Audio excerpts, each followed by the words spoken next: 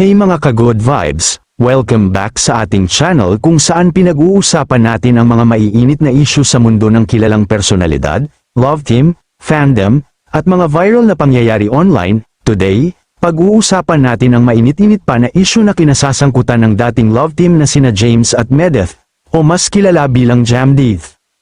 Pero tandaan, sa vlog na ito, magbibigay tayo ng malinaw na paliwanag at patas na pananaw, hindi lang chismis. So, let's get into it. Ayon sa isang certified basher ni Medeth, may plano raw ang ilang senior supporters ng Jamdith Love Team na pagbatiin sina James at Medeth.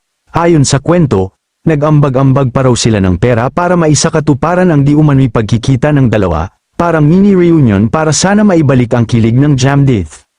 Pero, ayon sa kanila, nag-inarte daw si Medeth at tumangging makipag-usap o makipagkita. Dahil dito, maraming fans ang nadismaya, at si Medeth ngayon ang tila pinalalabas na masama.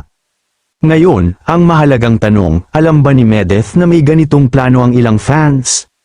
Base sa kanyang mga live, malinaw at paulit-ulit na niyang sinabi.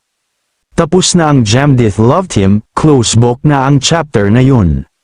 Wala nang balikan pa, so kung ganito nakatapat ang sinabi ni Medeth, reasonable bang umasa pa ang ilang fans na magkakabalikan sila? At kung hindi nga siya aware sa plano, paano natin siya masisisi kung tumanggi siya? Isa pa, bakit si Medeth ang sinisisi ngayon? Hindi siya humingi ng pera. Hindi siya nangako ng pagkikita, malinaw ang stand niya from the very beginning. Kung may hindi nasunod sa gusto ng mga supporters, dapat ba siyang tawaging maarte?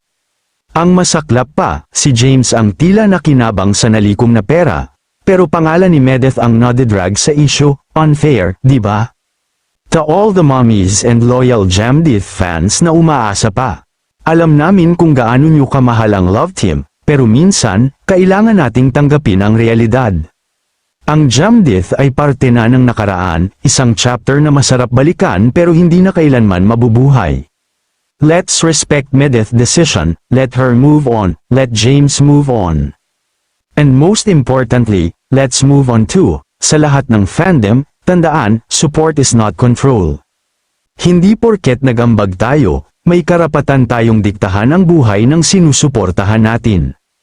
And we shouldn't villainize someone for simply standing up for their boundaries. Let's talk.